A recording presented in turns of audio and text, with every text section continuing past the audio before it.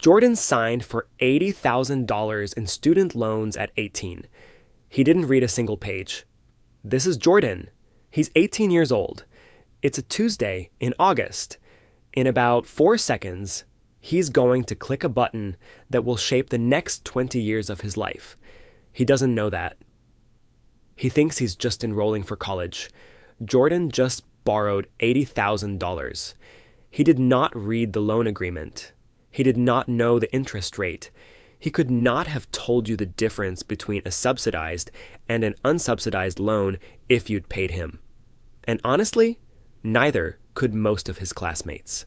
Neither could a lot of their parents. He signed for $80,000 at 18. He didn't read a single page.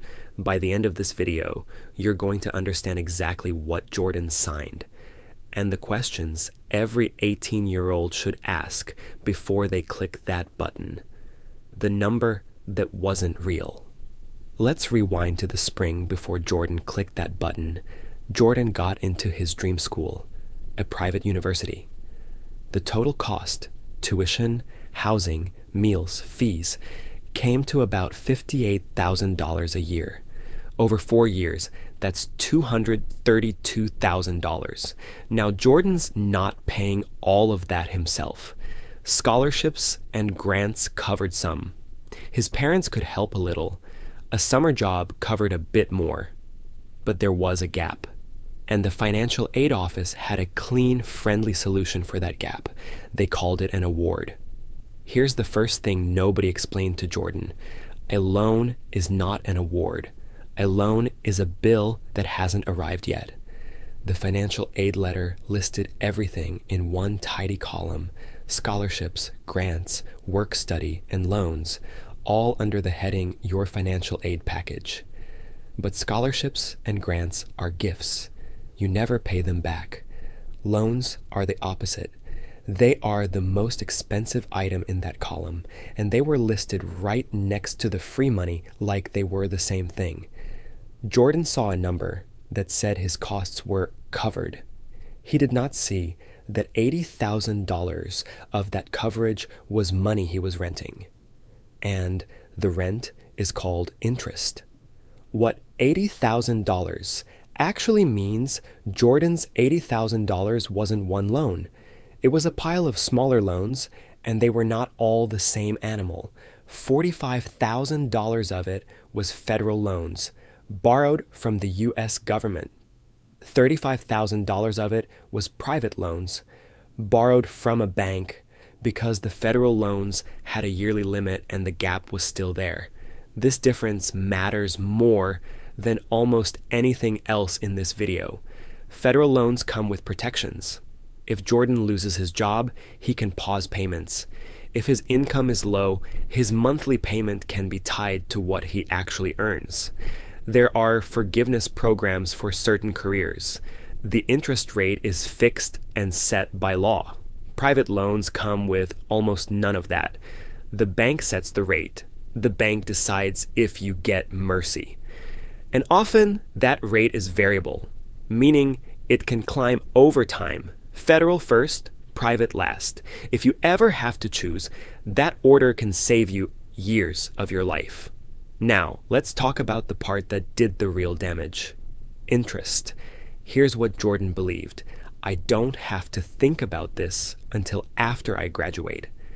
Here's what was true. Most of his loans started charging interest the day the money was sent to the school. While Jordan was in his freshman dorm, asleep, his debt was quietly growing. His unsubsidized federal loans and all of his private loans were accruing interest for all 4 years of college. By graduation day, before Jordan had earned a single paycheck, his $80,000 had quietly grown to roughly $94,000. He borrowed $80,000, he owed $94,000. And his first payment hadn't even been due yet. That's the trick of interest. It doesn't wait for you to be ready. It starts the second you sign. The 10-year sentence, Jordan graduates. He gets a job in his field, making $50,000 a year. That's a genuinely good start. 6 months after graduation, the grace period ends and the bills arrive. On a standard 10-year repayment plan, Jordan's combined student loan payment is about $1,050 a month. Remember Maya from our last video? Remember how her $52,000 salary became about $2,900 a month after taxes and deductions? Jordan's situation is the same, except now $1,050 of his take-home pay is gone before he buys groceries. Before rent, before anything, his student loan payment is essentially a second rent. He is paying for an apartment he will never live in. Student debt doesn't just cost you money, it costs you choices. Watch what that $1,050 a month actually does to Jordan's 20s. He wants to move to a city with better job prospects, but he can't afford the higher rent on top of the loan payment. That choice dims. He wants to start investing in a Roth IRA at 22, the way Maya should have. But every spare dollar is going to the loan. That choice dims. Jordan isn't broke exactly. He's something more specific. He's trapped. His income is fine. His freedom is gone. And here's the full price tag. Over 10 years, on that standard plan, Jordan will pay back his $80,000 loan, but with interest. The total he hands over is about $126,000, $46,000 of his life, handed to a lender for a decision he made in 4 seconds at 18 without reading the page. The fork in the road. Now, this is not a video that tells you college is a scam. It isn't. For many people, a degree is one of the best investments they will ever make. The problem was never that Jordan went to college. The problem was that Jordan borrowed $80,000 to do it without ever asking whether there was a cheaper road to the exact same place, because there almost always is. Let's rewind and give Jordan the questions he should have asked. Question 1. What would this same degree cost at my state's public university? For many students, that's less than half the price. For a diploma, the job market values just the same. Question 2. Could I do my first 2 years at a community college, then transfer? 2 years of general courses at a fraction of the cost, and the final degree comes from the 4-year school anyway. Question 3. What is the actual starting salary for the career this degree leads to? A rough rule. Try not to borrow more in total than you expect to earn in your first year of work. Jordan borrowed $80,000 to enter a $50,000 field. The math was upside down before he started. Question 4. Have I applied for every scholarship I possibly can, not just in senior year, but every single year I'm enrolled? Scholarships don't stop existing after freshman year. Most students just stop applying. The most powerful moment in student debt is the moment before you sign. After that, your options shrink fast. What Jordan does now, but let's be fair to Jordan. He already signed. The button is clicked. Most of you watching either already have loans or you're about to. So the real question is, if you're already Jordan, what do you actually do? 5 things. Find out exactly what you owe. Every loan, every balance, every interest rate, federal versus private. You cannot beat a number you refuse to look at. Most people in debt have never seen the full total on one page.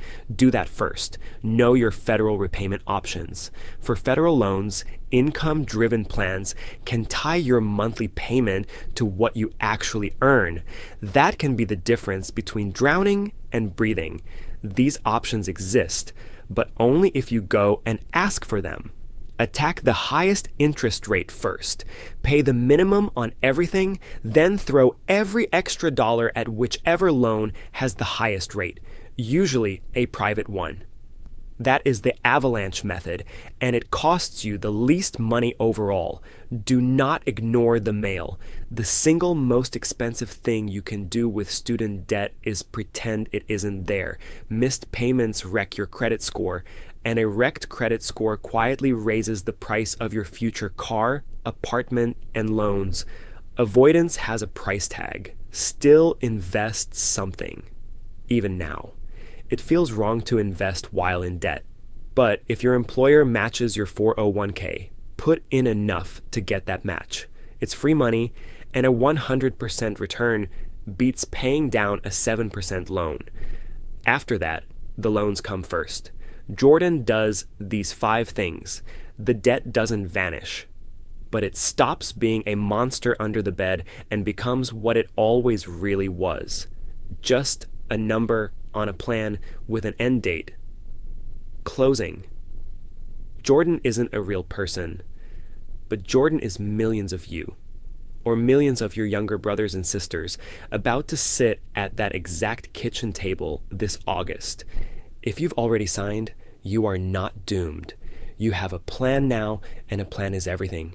And if you haven't signed yet, if you are 17, 18, hovering over that button, then do one thing. Read the page. Ask the 4 questions. The 4 seconds you spend now can save you 4 years later. This channel teaches you what school didn't. No gurus, no scams, no buy my course. Just the truth, animated. New video every Tuesday. Subscribe so you don't miss Ben's story next week. He saved $100,000 by age 25 on a completely normal salary, and he did almost nothing fancy to do it.